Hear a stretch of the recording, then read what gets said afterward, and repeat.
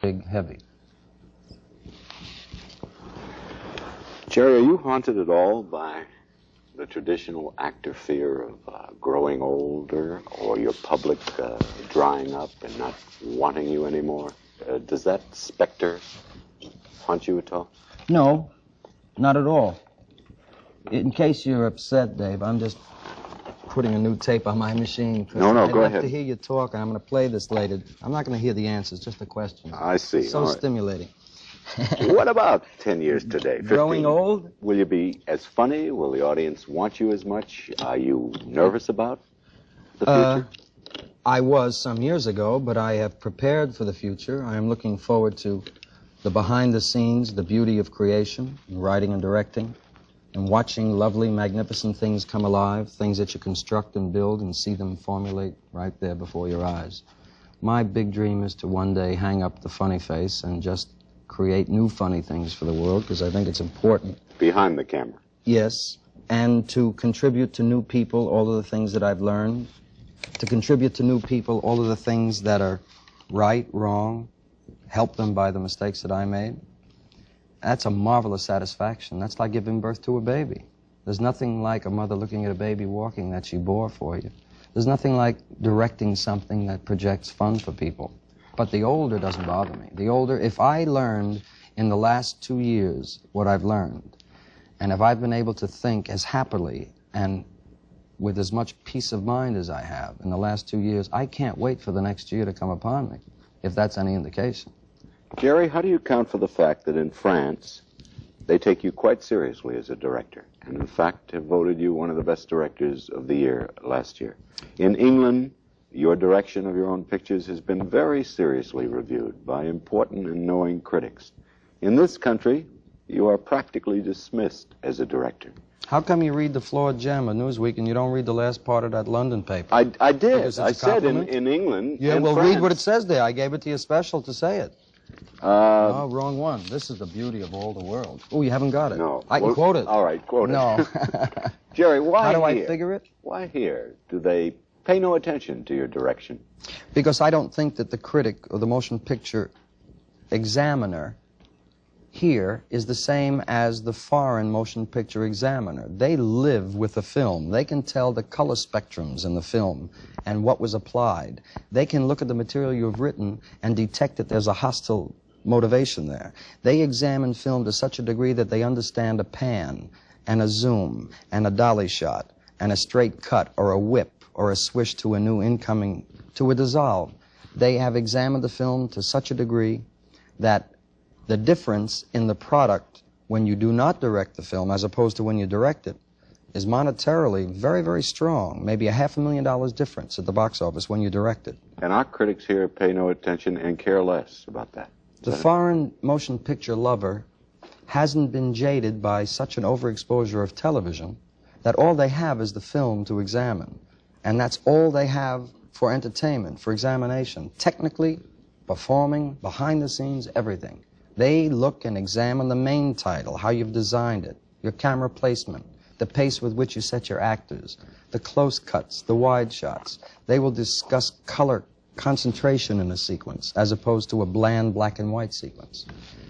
And I learned something from a foreign critic who once said to me, "When is the last time you saw a black and white picture?"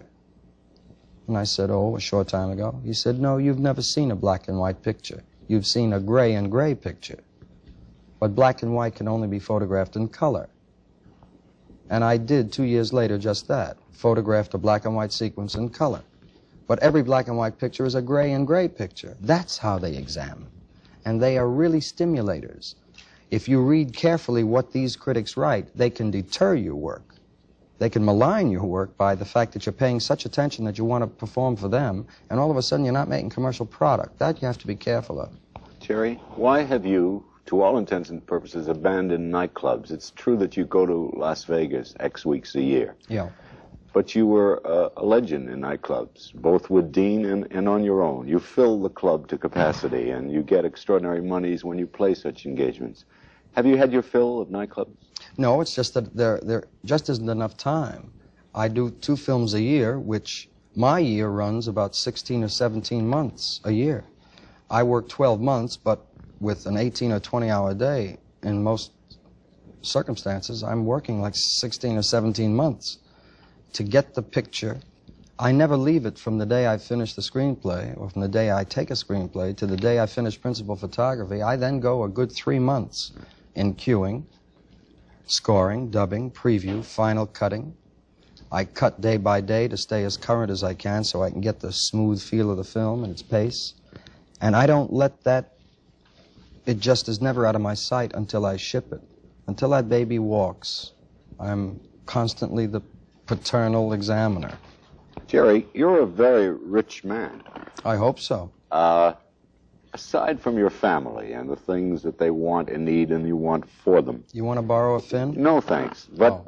what are the causes or the charities or the things that you think are worth your investment and your time and your affection and attention? Charities? Is that Charities? Beyond muscular dystrophy, which is widely known. Do you have any other interests, education, or I don't know, whatever it might be? You name the charity, and it's of interest to me, as it is to most people. I think, and I would not like to be told I'm wrong, and if I am, don't tell me. I don't want to be disillusioned. I like to think that all people believe that all charity needs them, and that all people choose to contribute their time and their money and their energy. As far as muscular dystrophy is concerned, it's been 17 or 18 years, and it's something that's beyond my control. It's something that I must do. And the kind of regard that these children show you and the feelings they have, you have no alternative. Charity, anything and everything I can do to help. I'd like to share the wealth. I told a drama class one night, I just wish I could cut little pieces of my success and have you join me. I would like everyone to know what it's like. But I can't contribute those little pieces to these people without having them understand that with that little piece comes a small piece of obligation, dedication, and responsibility. You're a very emotional man. What makes you say that?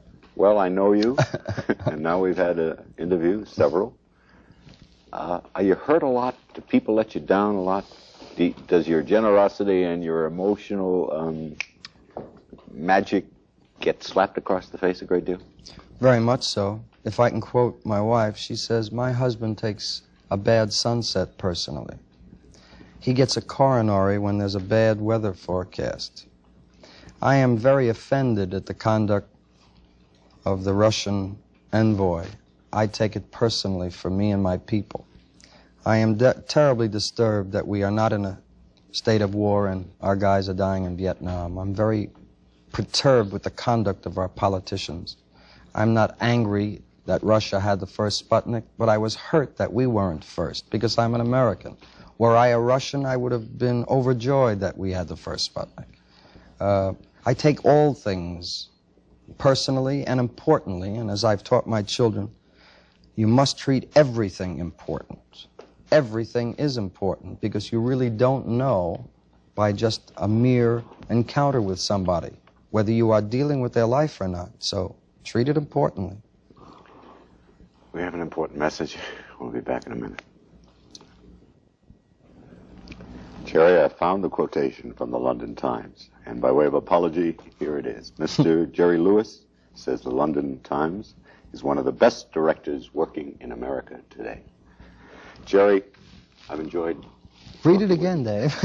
Jerry Lewis is one of the best directors working in America today. Thank you very much. Jerry, do you have a closing thought? I've had a good time, and I'm grateful. Thank you. Well, the only closing thought I think I could come up with is I think that any man that excels in any area should know what pleasure it is to share that joy with other people, because then the joy becomes that much more fruitful. Thank you. Ladies and gentlemen, I think you'll agree.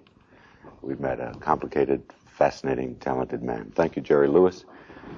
Please join us again next week at the same time. Good night.